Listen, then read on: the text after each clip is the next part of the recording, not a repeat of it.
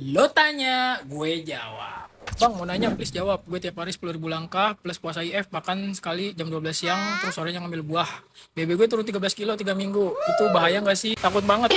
Bang, gue nggak terlalu paham. Waduh. Ya sebenarnya emang nggak bahaya bro. Yang bahaya itu kalau lu punya penyakit mah atau lambung. Ya, karena gue udah pernah ngejalanin lebih dari lu. Gue itu makan cuma sekali, one meal a day. Gue latihan nge-gym seminggu 6 kali.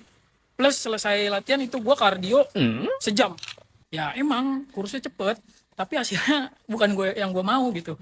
Lu kurusnya kurus kendor, badan lu jadinya gelambir, terus lu jalanin hari-hari lu lemas, ya kan? Karena apa? Karena lu kekurangan nutrisi. Gak mungkin lu cuma sekali makan bisa nyukupin gizi lu dalam sehari, dan lu tahu nggak dampaknya apa? Lu tuh bakal gampang gendut lagi. Karena lu dietnya terlalu ekstrim. Nanti ketika lu berhenti, itu lu pasti balas dendam. Dan lu pikir lagi deh, emang lu mau seumur hidup makan sehari cuma sekali? Kalau gue sih enggak. Tapi kalau lu tetap mau IF nggak apa-apa. Lu ambil yang jam makan lu 8 jam. Jadi diatur jam makannya jam 12 siang sampai jam 8 malam, atau jam 10 pagi sampai jam 6 sore. Ya senyamannya lu lah, daripada lu cuma sekali makan anjir. Ingat, bukan berarti lu bisa makan sembarang. Nanti yang ada lu surplus kalori. Kalau ada yang mau ditanya lagi, komen aja di bawah.